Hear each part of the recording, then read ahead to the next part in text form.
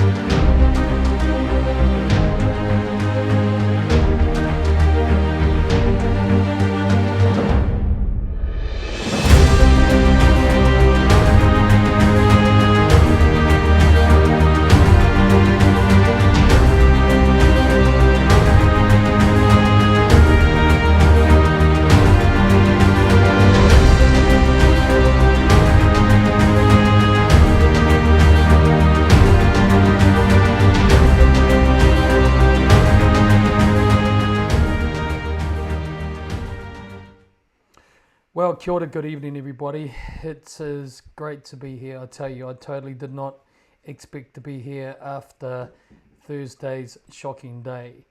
I cannot talk about my appeal with my sentence, but I am allowed to talk about that which has been promoted in mainstream media. So I can talk about the sentence and talk about the whole experience that myself and Vinny went through on Thursday. And just want to say thank you to all of you for your prayers, for your love, for your thoughts. And you know what?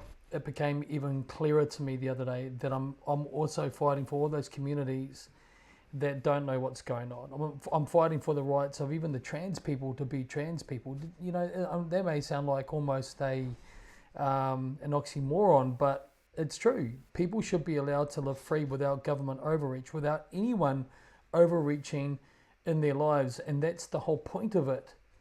You know, the trans community have got no right to overreach into your life. If they want to do their thing, go and do it. If you want to be a communist, go and do that. If you want to be a lefty or righty, whatever you want to be, go and do it. As long as you're not harming people, go and do it. As long as you, as long as you're not harming people, you should have the right to live as your conscience dictates to you. And so, yes, I am.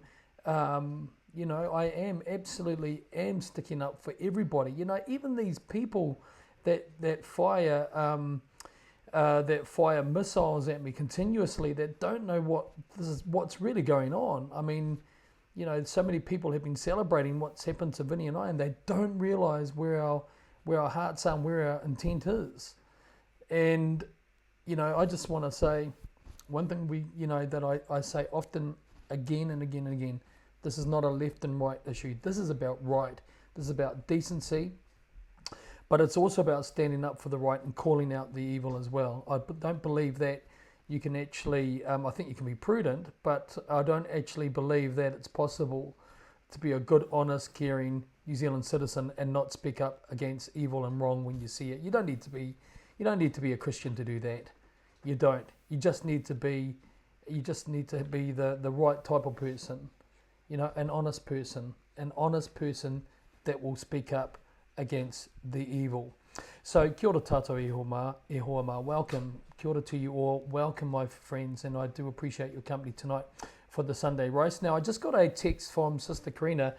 She was doing some bar work today, by the sounds of it, at an event, and she's going to be running late. So we'll continue on as we do, but make sure please that you hit the share button. That's really, really important. Please hit the share button. Why? Because we are getting slammed and we're getting censored and all that stuff. You know what's going on. I don't need to tell you by now.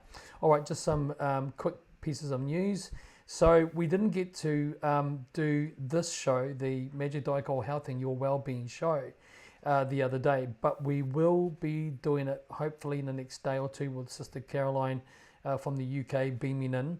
And so we'll do that, and it's going to be well worth attending. Okay, we're going to cover all these things about, physical health, mental health, and just getting that space really where we can keep going. People say to me, how do I keep going? Well, it's because Jesus is my rock. He's the rock of my salvation. So just want to remind you on that. And guys, sign up for the NaNoSoma. Boy, I tell you what, people are excited about it, and we will be talking about that in the show, as well as some other neat things that we want to share with you as well.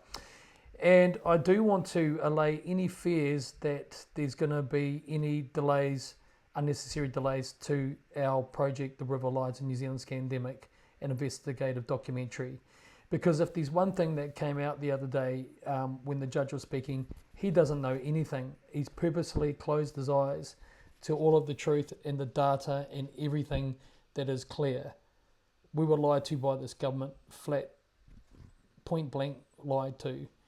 And, why would anybody want to put their head up and speak against what's going on if there's no reason for that? Cheapers, I didn't ask to put my head up above the parapet and become sort of some sort of focal point for this fight. Man, I never wanted that. I just wanted to be a guitar player, family man, businessman, Christian, and all that. But the thing was, and I'll admit this, I was a half-pie Christian. But it's amazing how adversity brings that out of you in terms of a real walk with the Lord. But anyway, what I'm trying to say is the truth is coming.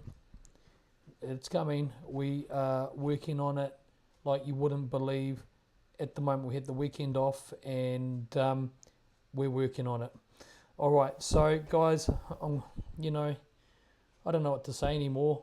I need your help. I thought, we paid $27,000 to defend myself from the protest charges, and now it's going to cost a whole lot more again. I don't know what I'm going to do about it. I can't do it on my own. I told you guys that last week before the sentence, because I've still got my electoral enrolment, my electoral act charges that they're framing me with, and I don't know what to do. I need your help.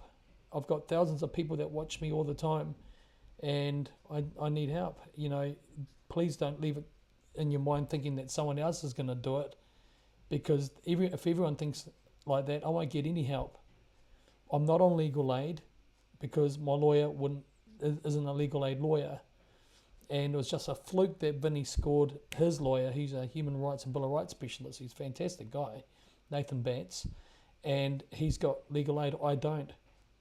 So if you can support me to do the work that I need to do, as well as my legal fees, I would be grateful. Anyway, thank you again for attending tonight. Please hit that share button. We need to get these stories out. So I just want to be perfectly clear again. I will be talking about my sentencing tonight, but not the appeal or anything to do with it. Just what's in the public domain. That's one of the bail conditions, is that I do not talk about the appeal. All right, family. So it's been a crazy, crazy week, hasn't it? I've been working through articles and stories and researching things and that.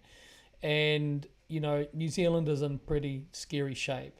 Even if we just push what's happened to me and Vinny aside for a minute, New Zealand is in terrible, terrible shape. One of the things that has come out is that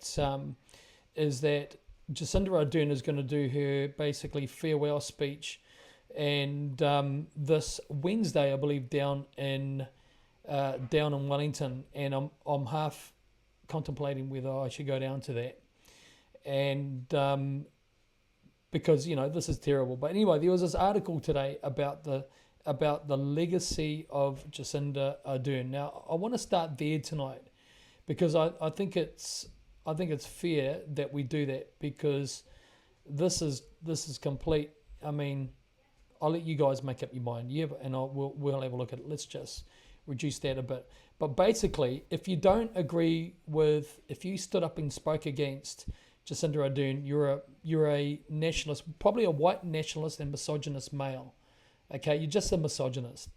Not the fact that you lost your jobs, your careers, your livelihoods, you were mandated, or you had loved ones you couldn't say goodbye who were dying or died, and all those things. But listen to this. On Wednesday, Jacinda Ardern gives her valedictory speech and leaves Parliament, likely forever. How will history rate her turbulent period as Prime Minister? Kevin Norquay reports. So you can smell this is not going to be journalism. Jacinda Ardern was a political shooting star who lit up politics both here and overseas, but her leadership became increasingly shadowed by what? Mistrust, misogyny, and social media mayhem. Wow. So you're a misogynist. You're a misogynist. Judging her legacy is complicated. Life in politics really ends well. In both cases, there will be those who celebrate your demise, then say thanks. As a politician, Ardern was a popular success. Wow. And yet she was also very unpopular, a target of online hate, virulent protests which followed the arrival of an invisible and insidious enemy called COVID. You know, so this is really propaganda. Her be kind front is the word, and centre handling of COVID won plaudits, allowing her in 2020 to form the first majority government since the first MMP election in 1996. As the pandemic dragged, frustration, anxiety and division grew, with turbulence and public anger that academics maintain has not been seen since the 1981 Springbok tour. Vaccine mandates, etc. Seeing businesses fold. Ardern was a visible target. Yep, that's for sure. So Martin Bradbury, editor of the Daily Blog, says, which is a left-wing commentator, says her empathy and kindness was also a political Achilles heel. I don't know how they can say that, how she was kind, because we're going to look at some examples of her kindness tonight. The day she stood down, we gasped as a country at how we ended up breaking her. No, we didn't. No one gasped, really. Those who knew what was going on and what she was doing behind the scenes covertly, what they were all doing covertly, with Winston Peters right at the side. And don't forget, Winston Peters had a NZ First politician, MP, Tracy Martin, who wrote the internet censorship bill that he signed off on as leader. And that bill gave a foundation for Chris Farfoy to do all the other hate speech and censorship speech type work that he was working on, legislation. So, you know, when my phone rings and I hear Winston at the end of it, I'll believe him. Until then, he's just another politician. And it talks about the sociologist and Paul Spoonley, right? They call him a sociologist, but he's a socialist. He's a socialist. So they got it partly right. And it's just total garbage. And you got this idiot here. I'm sorry. I've just lost so much respect for all of these people that are just sitting back, watching the world burn down because of these people. There he is. Or Winston says, judge her on her second term, not her first. Well, no, it was her first term where she did all of this. So I don't know what point he's trying to make. But anyway, so you go along and you've got these shills, you've got these, you know, they make a big deal. But is it misogyny? Because I know a lot of women that are very, very angry at her. They're hurt, they're fearful, they're distressed, and we've now got her predecessor, who's her compadre, and in all of this, you know, in all of this, Chris Hipkins, boy, I tell you what, don't forget, we might need to go out and find those people who aren't jabbed. That very famous speech that he gave, saying that he might have to go out there, they know what they're saying. They say nothing by accidents. Nothing by accident, that's for sure. So let's have a look at some of the things that they're claiming. They're claiming that she's kind. They're claiming that she's good and she did as well as she could. Well, fair enough. But let's look at some other things, shall we? I'm going to show you some things. I just did this before for us, and I want to look at some of the legacy points that she has introduced in New Zealand. And I'm calling it the Jacinda Ardern and Chris Hipkins government because I think that's fair. Because Chris Hipkins, he may not have been the Deputy Prime Minister, but he sat alongside of her all the way, and he's carrying on her legacy. Make no bones about it. List of harmful actions by Jacinda Ardern and Chris Hipkins, New Zealand government since 2017. Increased sexualisation of children in schools and education curriculum that sexualises our children and challenges parental authority and rights. So what they have throughout our education now, they have health classes where they try and teach and talk your children out of being heterosexual. Are you aware of that? I've covered that many times before. I've shown you copies of screenshots of books that in these health classes that are basically encouraging your child to experiment with homosexuality. And that's straight up front, right? Allows for puberty blockers and gender reallocation work with children without parental oversight. Conversion bill, they've outlawed the right of parents to discuss their concerns that their children may have with their gender identity, right? So if you talk about that with little Henry, he thinks he might be Henrietta, then you could be up for 7 years jail. So we've also had an increased radical LGBTQ plus doctrines in schools and general society, including the trans society. It's everywhere. Now, again, I am not wanting to spread any hate towards any person or member of that community. I've got a couple of friends that are part of that community. I'm not interested in doing that. Jesus said, I didn't come to condemn the world. I came to save it. And so I want to help that work. I want to help that work for the Lord. I want to see these people saved. And if they're going to persist in their behaviour, go and do it over there. The problem we have, though, is that they're trying to normalise 6'2" men in drag, telling little kids that accepting that as a part of normal lifestyle choice will depend on whether they're a bigot or inclusive or not. And that's the twisted manipulation that our country has accepted. We're just there, if we don't accept that their argument that a man tucks his penis to the side if he has an operation and wears tight underwear and dresses up as a female and tries to teach, and he might be gay, like 99.99% chance he will be, and chooses to wear women's clothing and things like that, and teaching little kids that that's normal.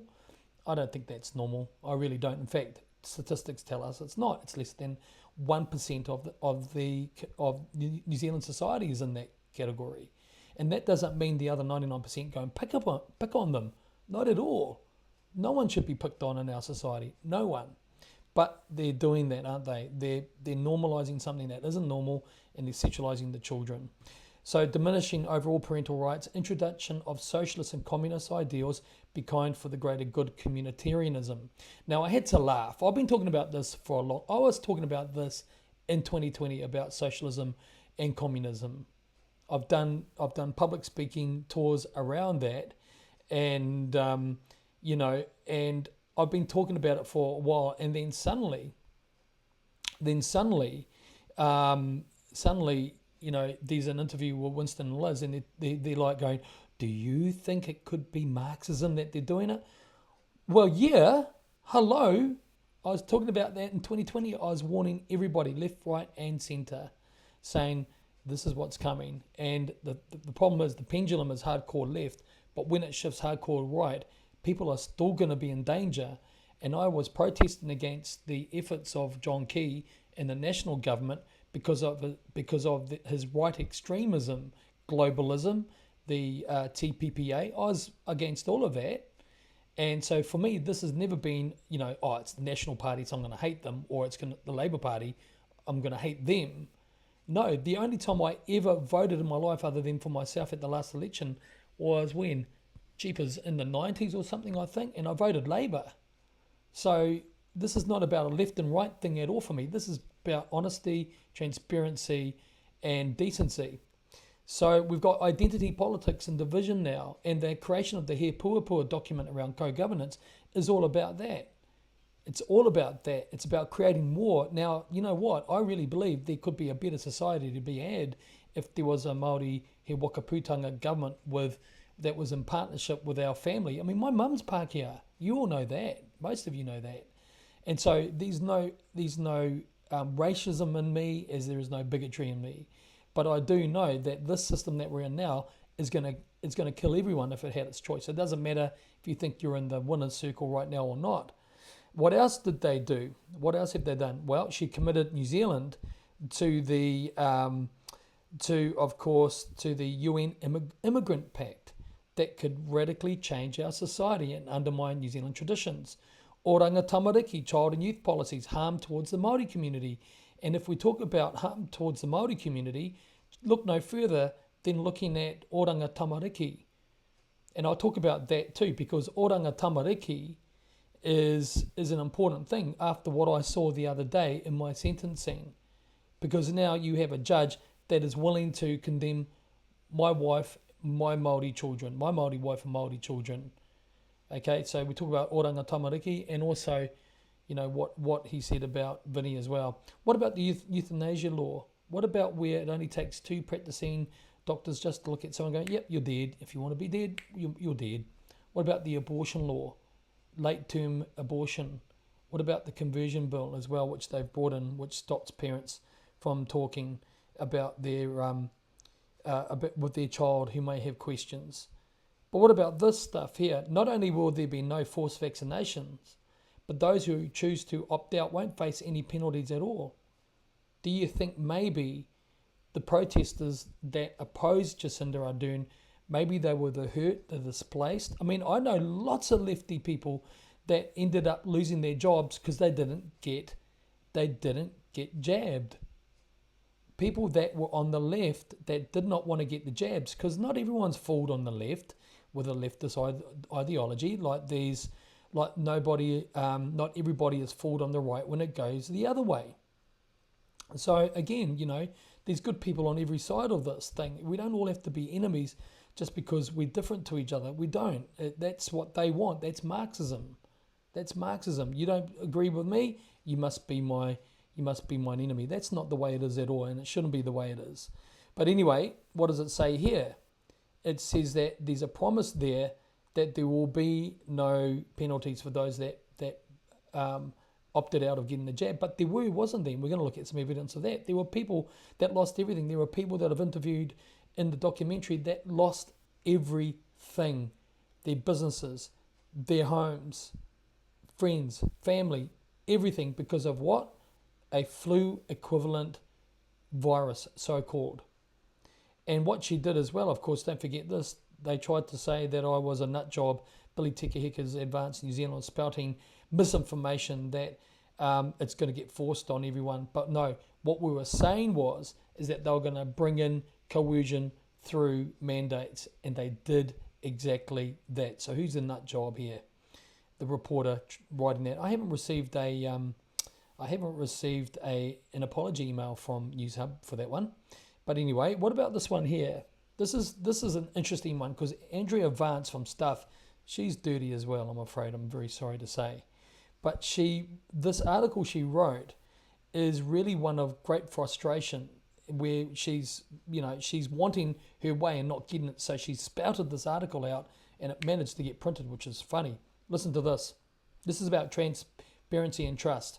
From the moment she took office in 2017, Jacinda Ardern promised her government would be the most open and transparent New Zealand has seen. Now that's what Obama said. In her first formal speech to Parliament, she pledged this government will foster a more open and democratic society. Did she do that? Or was it the reverse, opposite? It will strengthen transparency around official information.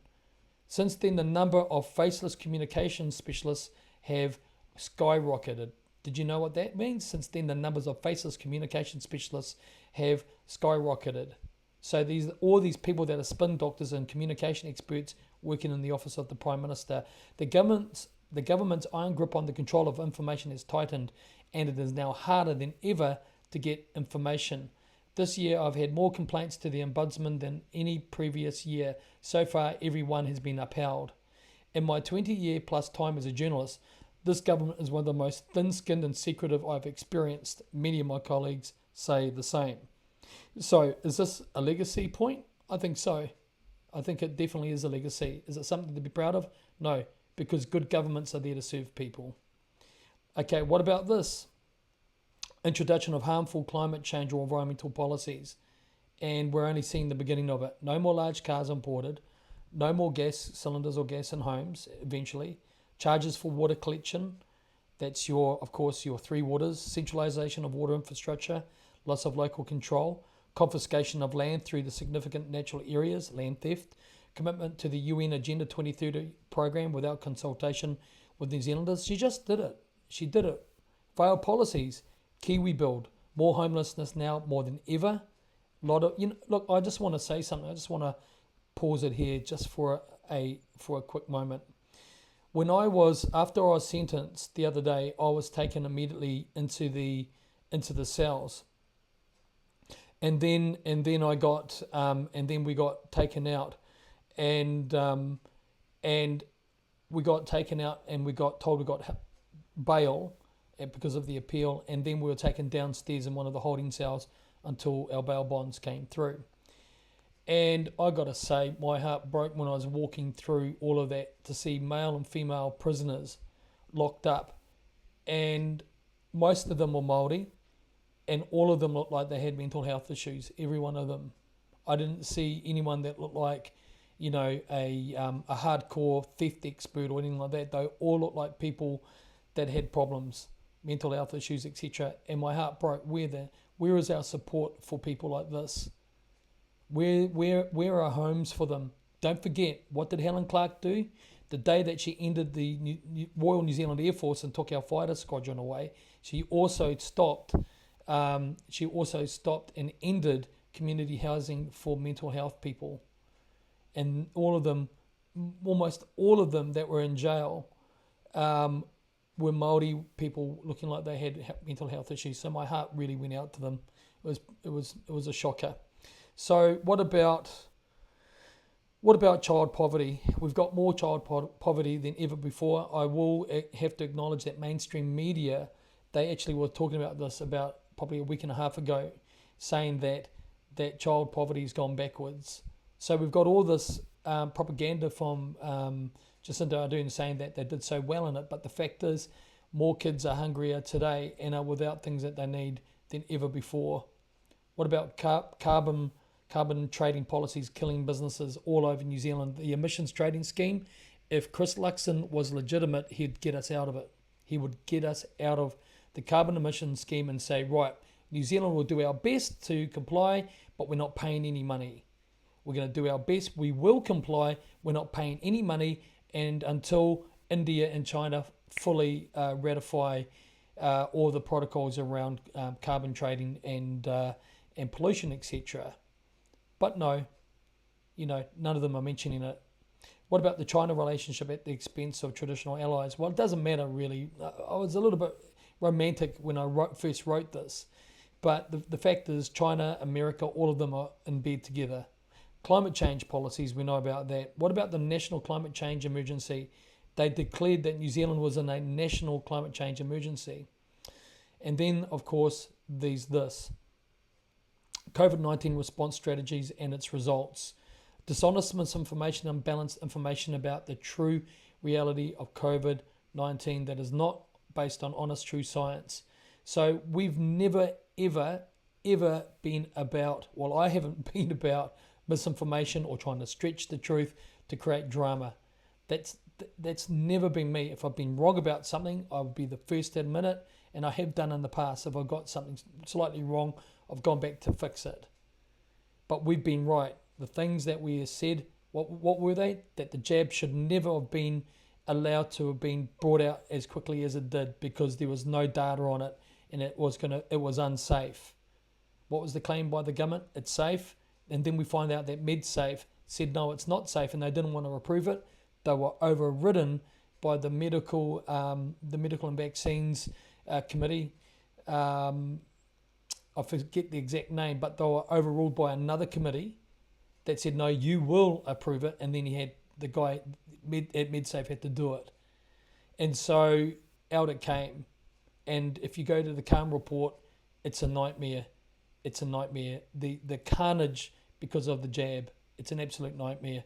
Now, the other day at my sentencing, one of my best mates who's been a musician in my band on and off now for 25 years or so, probably longer, his wife died after receiving the second jab. And I'm saying that up front here. He's in my documentary. It was the hardest interview I did in the documentary. They were all hard, but this was harder because it was my mate and his wife, and she's dead. Is that kind? I don't think so. What about the unrelenting 24-hour, 7-day fair propaganda campaigns based on misinformation? And let's I tell you what, let's just have a look at that. Why was that in fact important? Why was that in fact important? Because of this. Let's have a look at this. Let's just make sure. Nope, that's not it. Hold on a second, guys. I just got an article here that I want to share with you guys because it's pretty sad. Just have a look at this. Here we go. Bring that back into focus. And I will just reiterate again, this was an individual who had gone through managed isolation. We drum in that messaging around the dangers of COVID pretty diligently for a full 2-week period of sustained propaganda. COVID denial or COVID skepticism with this cluster? No, I don't think so. They ultimately did get a test. Yeah. I'll come in the front. Okay, so what do we have there? We have pretty clear evidence that it's all about propaganda, but the way that they defended it is pretty scary. Don't forget this little perler as well. Continue to be your single source of truth. Unless you hear it from us, it is not the truth. Look at her face when she says that. If it's not from us, it's not the truth. So you could have had the Lord himself standing there saying, the jab's not safe. The jab's not going to protect you from getting sick. It's not going to stop you from passing it on. It doesn't help your immunity and all that. She would have said, God, you're a liar. That's what she would have done, guaranteed. Or Stuff would have done an article the next day and said, well, guess what? God is a misinformation spreader. If you think of it like that, it actually exposes how absolutely ridiculous it is, doesn't it? And yet, New Zealanders still drink of it. It's bizarre. Let's keep going. Let's look at more of this. What about the massive introduction of the COVID-19 Public Health Response Act? What about that? And then the following 2 amendments which strengthened it. They promised they would get rid of it as soon as it was proven that we weren't going to have 80,000 deaths and the 7,000 deaths a year, that they were saying that they would relinquish the authority of the COVID-19 Public Health Response Act. They haven't. They have not. And they knew right early about the infection fatality rate and risk of COVID-19 itself, so-called. They knew it. What about the massive destruction of the New Zealand economy? $100 billion plus, whānau. $100 billion plus of unbudgeted money of that they had to borrow and print and create. Amazing. But what about this sad issue here? The highest suicide rate in the world. Fear, anger, and distress. What about that? What have we got any articles on that? Okay, let's look at this. This is a complete horror show. And this is the thing that really upsets me each time when I see it, because I think of the little girl who died in my community on the day I was arrested. Lockdowns and double attempted suicides in 10... Sorry, let me say that again. Lockdowns, double attempted suicides in 10 to 14-year-old New Zealanders. So this is University of Auckland saying this. Are they going to... What can they say about that? Nothing. It's the fact, Jack, that our kids have been harming themselves and killing themselves And that's what that little girl did, that precious little... and they're all precious. Every soul is precious. But this little girl who killed herself in my community, where I live, on the first day of lockdown for one case of flu equivalent virus. That's why I get so upset. What about this one here? What about this one here? Teen dies of suspected suicide. Family unable to say goodbye. 10th of May 2020. This family couldn't had a child. I'm not going to go through it because I want to respect the family's privacy. I'm not going to talk about who and names and things like that. But look at that. Teen dies of suspected suicide. Family unable to say goodbye.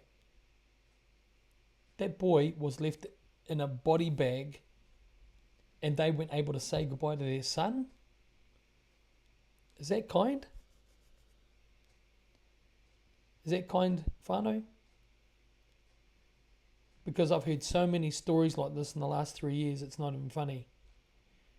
Of people that had loved ones that were dying and they could not get back to see them and weren't allowed to. And then some woman at Foreign Affairs and Trade, MFAT, Ministry of Foreign Affairs and Trade, who's not even a New Zealander, skips the line of over 3,500 people Kiwis trying to get back home, to go to America for 4 days and then come home. Straight through, no problem. Depends who you know in this government, doesn't it? But that is an absolute shocker. And it's not the only story I've heard like that. I've heard of another suicide in Invercargill of a young person who ended their life and because they couldn't handle it. But what about the natural areas of natural justice? Eroded. This man here, Chris Farfoy, who took the... so I'll say that again. This man, Chris Farfoy here, is responsible for taking the work of Tracy Martin, NZ First MP Tracy Martin, and he used it to help basically plan his eradication of rights and freedoms in New Zealand. And now what is he doing? What is he doing now? What is he doing now? He's working as a government lobbyist with his own mates. They don't tell the truth, eh, Karen? They certainly don't. So this is unbelievable, guys. This is unbelievable. So this is natural principles of justice, natural justice, eroded. They're gone. And we'll talk about that when we go to it. So let's go back to this list again. What else have we got? Massive suicide. Freedom and rights destruction like never seen before in New Zealand. I thought I was protected with the Bill of Rights Act 1990 to protest against lockdowns that were killing and harming people. Three Waters program, and it just goes on and on. But the most secretive New Zealand government ever, and it's still going on today. They are still secretive. They're tyrannical, they're authoritarian, and they're covert. That's the legacy of Jacinda Ardern, and I'm going to play you a couple of other things. Because how kind was she? She was this kind to all those, they're talking about the rights of trans people being upheld. But what about the people who said no to the jab? We were left out in the cold. We were not allowed to go to places. We were treated as the unclean. What about this? You probably don't see it like this. There's two different classes of people. If you're vaccinated or if you're unvaccinated, you have all these rights. If you are vaccinated... That is what it is. So, yep. In February and March 2022, one of the largest protests ever to happen at the New Zealand Parliamentary Buildings occurred. People from across New Zealand, from every group you can imagine. We had doctors, lawyers, firemen, educationalists, unemployed people, wealthy people, people from every ethnic background came here to Parliament with a very, very clear message that we say no to the loss of rights and freedoms in New Zealand. And isn't that what it's about? Isn't that what it's about? And I can tell you, the depth of the truth is coming, family. Here's another one for you, bit of kindness for you. We've also seen the spread of misinformation on COVID-19, particularly through social media. We had to act, so we made it a priority to establish a public interest journalism fund to help our media continue to produce stories that keep New Zealanders informed. Underpinning this action is a recognition that a vibrant and trusted media sector is a vital component of a healthy democracy. From then, all right, so you can see that I'm using our trailers from the documentary to talk about these topics. But is the media trusted? How can the media be trusted at all in our country when they've been given $55 million to destroy people like you and me, to slander us? I sent an email to Mark Stevens, who's the chief reporter and editor senior at Stuff, and I implored him to just, if he did nothing else, just report the Calm Report, medsafe.govt.nz Calm Report. Just, if you didn't do anything, Mark, just report that so that people have a chance to make up their minds, and he never did. These people are, they truly are filthy. They really, truly are. How they can sleep at night knowing they're withholding information that could have saved a lot of New Zealanders and 67 babies that we know of. You know, here's another one for you. Here's another pearler. And I think this one really sums up their disdain for New Zealanders. Have a look at this. This is, of course, from that famous Harvard speech. Keyboard warrior. A lone person unacquainted with personal hygiene practices, dressed in a poorly fitted superhero costume, one that is baggy in all the wrong places. But underneath all of that, Madam Speaker, there is a river of filth. Unstable, echo chamber dwellers who believe their own delusions. You know, what is a human brain like? We like good stories. We like to have knowledge that is surprising and other people don't have. Now, this guy here, by the way, just so you know, this, in fact, I'll let him, this is Ed Coper. This is Ed Coper. He's Australian and he's funded by the Rockefeller Foundation. Just thought you'd like to know that, by the way. So Stuff went out of their way to find this guy. He is on the climate change committees. He comments on that. He works for organisations pushing the climate change narrative. Of course, the Rockefeller Foundation is a key part of that. He's also works for vaccine organisations, also vaccine.org. That's him. And he's a communications expert and he's paid to push the narrative. And he's been asked here for his opinion about people like you and me. But they're basically saying, they're taking the initiative and trying to say, hey, look, you know, you guys can't think for yourselves. You're just too stupid. So that's the basis of it, and they're claiming that we're so stupid, right? And yet they won't enter into debates. They won't enter into debates. I have asked stuff.com.nz. I've asked them many times if they will debate me. I've asked them. I've been kind and respectful about it. I've asked them if they will debate me. They won't. I said to Mark Stevens, look, get your best team of people, put it together, and let's have a public forum debate and let people make up their mind about the evidence and about the data and about the whole issues, the series of issues that we're going to talk about. He said no. Is there any surprise? Because they attack the people. Why? Because they cannot attack the substance of the claim, of the debate claim of the opposition. They can't do that. They can't do that. And then this was out the other day. I wanted to talk about this the other day, but I got, of course, distracted. New Zealanders spread Russian anti-vaccination propaganda before Parliament occupation. What a complete load of nonsense. I don't think I've ever, well, not only I haven't ever been to a Russian website that publishes information about vaccines and that. Putin is against it. He'd stopped using all the foreign products and banned it. But I don't think I know anyone that would have used any information from I don't read Russian. So how are we going to do that? Are they trying to make out that we've got Russian infiltrators, agent provocateurs in New Zealand that are feeding me information? No, I do my own information. In fact, I use mostly their own information. So their whole argument is a straw man argument, isn't it? It's absolutely a complete straw man argument. It's unbelievable. Now I'm just gonna show you one other thing. Let's have a look at this. You know what? They still haven't got report number 47 for MedSafe out yet. Which is the CALM report. So I'm just going to come here and let's have a look at that. All right, so this only takes us to, look at this. This is the last report, family. 30th of November. That's it. Up until the 30th of November. It's April now. November, published in December, but you got to go from the date that it's taking you to 30. So end of November. Let's say December, January, February, March, April.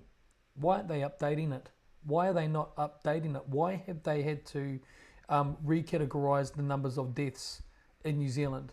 All-cause mortality. We know it. We've got their data that has told us that we've had the most amount of deaths in the last 18 months than we've ever had for well over 100 years in ratio to the population numbers. We've had the most people die. Why? Why is that? I'm just posing the question. I'm not stating any facts here. I'm not even going to reference their information, but why are all these people dying? Why now? What's the difference? But if you go to their information, you'll find out Statistics New Zealand, at least they're honest. They'll let you know. Now, one interesting story here is this one here. And look at that. Coronavirus, 1.4 million Pfizer COVID vaccines to be destroyed by the end of the week. Now, this is a couple of days old. This has been sitting there. Look at that. 1.4 million doses of the Pfizer COVID vaccine have been destroyed or are about to be, because they expired before they could be used this year. But is that all it is? Because don't forget, I reported a few months ago that 600,000 thereabouts was about to be destroyed. So does that mean we've had almost 2 million doses of this stuff destroyed? Does that mean New Zealanders are waking up? Okay. Okay. Wow. Just 40% of those eligible for the second booster had taken up the chance, meaning about 780,000 people had not. But what about this? The first booster was at 73%, but it had wider eligibility. That meant more than 1 million people had not had one. Why would that be, I wonder? And then it just goes on. And then you have this doctor here, vaccinologist, Helen Petousis-Harris, said there was a lot of reasons people may have been slow to get boosted. Oh yeah, because it doesn't work. And it's deadly potentially to certain people, if not everyone. That's why. The amount of people that I've met, I had a friend here today at my house. She's had her jab, and she'll never go and get another one. Her husband hasn't had it. And because why would they? It doesn't stop you from getting it, won't stop you from passing it on. You don't know if it's safe. You don't know if you can trust the mRNA technology. Robert Malone doesn't trust it. He's the inventor of the patent for it. So on and so forth. I mean, what have you got to say about that? What have you got to say about that? Is that misinformation, Helen Petousis-Harris? But what you will find with Helen Petousis-Harris is that she receives funding, and I've got all the evidence of it, funding from the Bill and Melinda Gates Foundation and from Pfizer. Wow, isn't that a coincidence? So 1.4 million doses going down the drain. So my summary of the Jacinda Ardern legacy issue is, what legacy has she got? We'll come back to that. What legacy has she left behind? Because I want to be fair about it, but I can't see any good at all. I only see death, harm, hurt, fear, distress, separation, segregation, division, economic destruction, and persecution. That's all I see. Please put your thoughts in the comments, because maybe I'm just not seeing something. Maybe I'm just not seeing something. All right then. So let's go into this. Let's go into this. I want to kind of offer another angle on this. The bullying hypocrisy unleashed over Posie Parker. Now, this is really interesting, this guy, Sam Clements. Look at this. Look at what he has to say here. And who's this standing there? That looks like Shanine Lyle, doesn't it? He's the one egging this on. This hate. That's hate. Listen to this. So this is the counter opinion. Those disruptive Posie Parker protesters who opposed to presence in Aotearoa and who've been congratulating themselves over their raucous, aggressive bullying behaviour ought to navel gaze a little and look up the definition of hypocrisy. He's got that right. They're talking about no hate. Look at them. They wanted to kill the woman. That's hate. Don't preach love, tolerance and respect, then brazenly do the opposite. It's not a one-way street. He's right there. Dignity and self-control, whatever the circumstances, matters. Good man. I like this man. We may not totally agree on all things, but I like where he's coming from.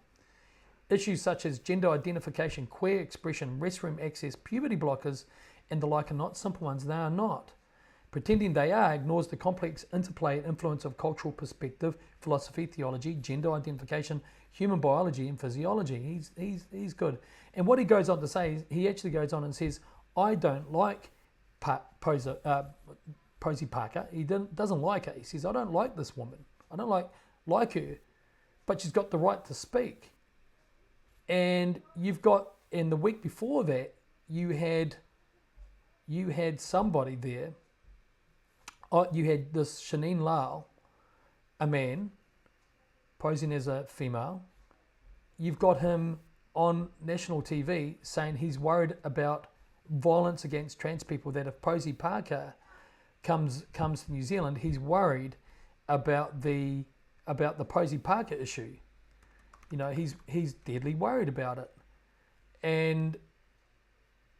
But what really happened here? What really happened? Was it the trans people that were getting beaten up? Was it that? Let's. I just want to kind of emphasize my point again by showing this, because I think these an absolute palatable and accountable show of hypocrisy here. Let's have a look at this. Watch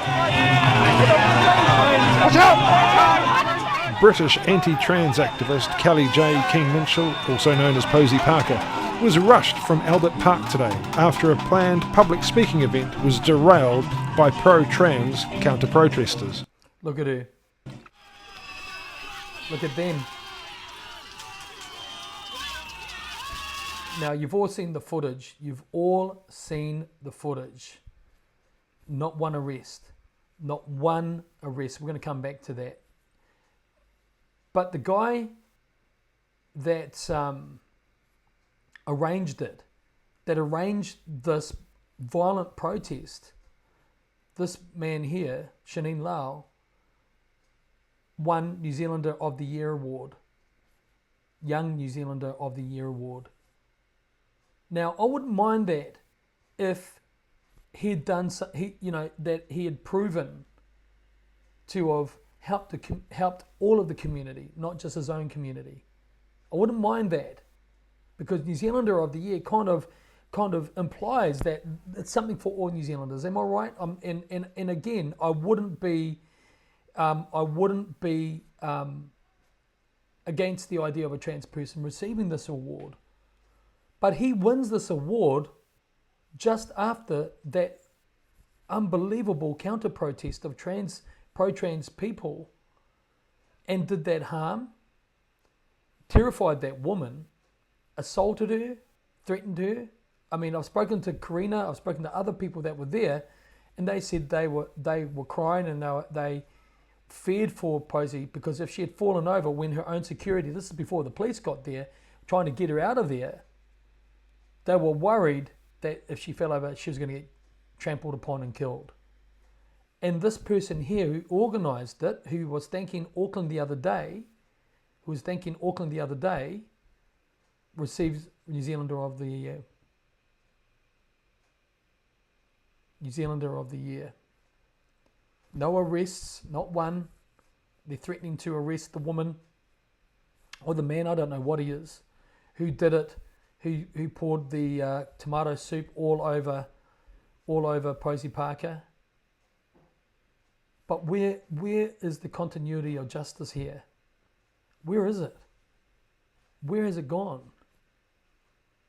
Because how is it that he can go and organise a violent protest which could have killed someone, killed a woman, and created all that violence, intimidation, etc., and end free speech, and there not be one arrest or he not be arrested for it, inciting public disorder, riot? How did that not happen? How did those people at that, I mean, they were all being violent and disorderly. Why weren't there more arrests or any arrests? Why is that? Why is it that Vinny and I got arrested on the 18th of August at a peaceful outdoor protest with 80 to 100 people at it? Meant to be guaranteed under the New Zealand Bill of Rights Act 1990. The same act that Ashley Bloomfield admits should, he had concerns about whether it would justifiably diminish the New Zealand Bill of Rights Act 1990. And so that leads me to my final topic here for tonight while I've got the last few minutes with you. And that is on Thursday, I was along with Vinny, I was sentenced to prison. My probation report said that there's no way I should have prison, that I should have at the very most a conviction with maybe community detention, which means everything's normal other than I have a curfew during the weekend, which is no problem for me. I'm a pastor, so I work during the weekend at home. And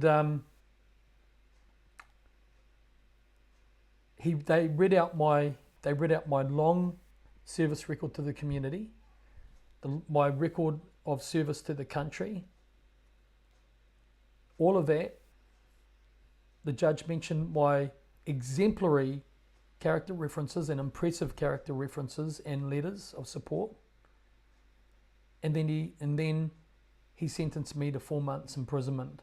He started at 5 months and then took a month off in lieu of the 19 days I did under home arrest. Yep, home detention. So what he's saying is I've done that's essentially 5 months because I did 19 days under house arrest. And then one of the most callous things in my life I think I've ever seen, the most coldest thing in my life I've ever seen, was when that judge looked at Vinny and said, I acknowledge your partner here today and your newborn baby. I appreciate that. And then he sentenced Vinny to 3 months jail. Is that kind? Is that justice? From what they now know the facts are around this, it was never a deadly disease. It was a flu equivalent virus, so-called. Lockdowns, as we all know now, only killed and maimed and destroyed. They did not offer any benefit whatsoever. They only harmed. They only harmed and killed. So many people committed suicide because they lost everything through them. And so we learned the other day that the Bill of Rights offered no, because my guilty verdict eradicated the New Zealand Bill of Rights in New Zealand, and then we got sentenced to jail. And I still can't believe it. So this should scare and concern every New Zealander in our country, family, because it could one day be one of the trans community people that are protesting, maybe legitimately, and maybe they get thrown up in front of a judge like I did, and maybe they've got a hardcore right-leaning judge, because the judge that we had was incredibly left-leaning. He believed all of it. COVID-19 is the deadliest disease ever, and we put the public at risk, yet there was not one case from our protest proven to have happened. Not one. And they called it a super spreader. It never was. Not one case came out of it. There was no property damaged. You guys know all this anyway. I'm just canvassing old stuff here. And yet this judge sentenced me to 4 months prison and Vinny to 3 months prison. And the prosecutor that was sitting there, who turns out to be a contact of Jacinda Ardern's, looked like there was something mentally unstable about her. I mean, seriously not right with her. Something not right with her.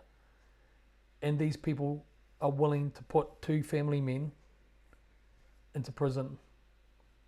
That's the New Zealand that you're leaving behind, Jacinda Ardern. That is your legacy to New Zealand. I grew up loving my country, only ever wanting to proudly serve it, to serve the community. I've been a guitar player all my life. Yes, that's true, absolutely.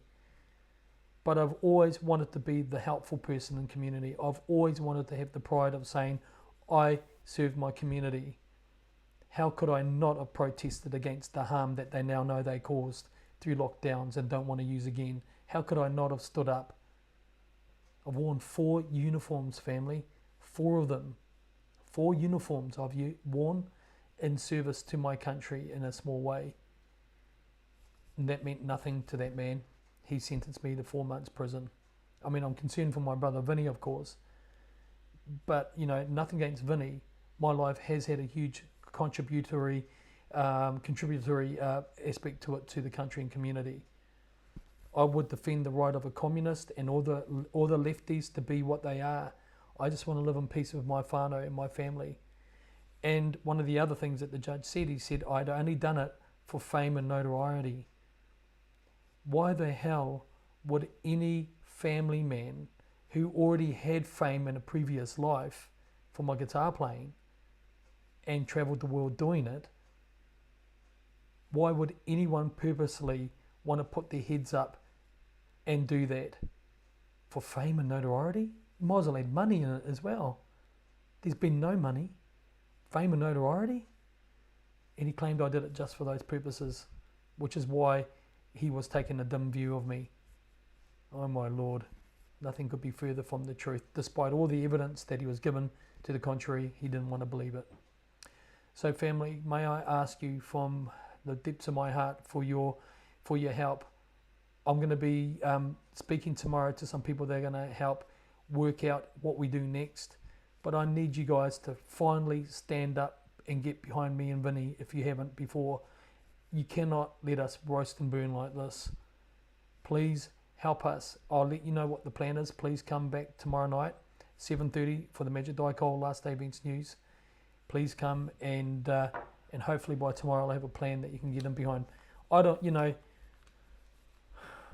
how do you send a man like Vinny who has suffered immensely? We both suffered immensely since our arrest. How do you send a man with a newborn baby to prison like that? For a victimless crime. How do you do that? I don't understand it. I really don't. I know a little bit about law, no expert, but how do you do that? Anyway, family, I just want to say as ever, this is coming. This is coming. The global work-free day and environmental day of rest is going to be forced. It's coming through the climate change Trojan horse. You need this book. You read this and it will tell you why they hate me the most, because it's in here. And the people that are doing this to all of us are working for the other guy, not the author of this book, but the other guy. And you need to know what's coming, because it's coming, it's coming, it's coming quickly. If you want to know the history about it and the political history, it's here for you. These books are free. Just email me at billy@ibc.net, over here, billy@ibc.net.nz. Please email me and I'll send them to you. I'll put them in a courier bag. I've got some courier bags left, and I'll put them in the mail to you and send them to you. If you want a Bible, we've got some of these left, but for a small koha, that'll be yours. I'm happy to put all 3 into a bag for you. If you want to join the weekly Bible studies, which we are getting more and more people coming along and all that, I've had to start another thread the other week because I had 100 people on it. So we've now got 60, I think it is, 59, 60 on a new thread here. Come and join it. You'll love the Bible studies because it blends all of this into it, and you're going to be able to put it together like that because you're all pretty smart. That's for sure. All right, whānau, I'm going to... Sister Georgie just said her T-shirt has arrived. Thank you, sis. That's awesome to hear. Thank you. All right, family, I'm going to leave that for now. I've got a beautiful family to have dinner with Kai, and just welcome to, of course, the clock being back again. So daylight savings gone, and wow, you know. So I'll email you, Sister Vicky. I'll be in touch with you. But want to thank you for your time tonight. Please hit that share button. Hit the share button. Hit the share button. Hit the share button again.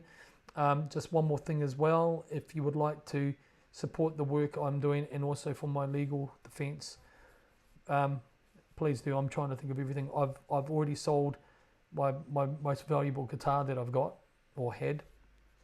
That went. And thank you to the sister who bought that, her and her husband bought it to help me raise money. So thank you. And we're just looking at what else we can sell. But if you can support, would be very, very grateful. But as ever, as I deal with this family, I know that you're behind me and supporting me, my family.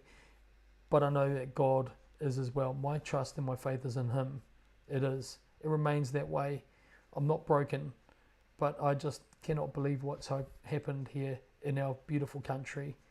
I have no love for it anymore the way that I used to. It's gone. I still care about the people, of course, all souls.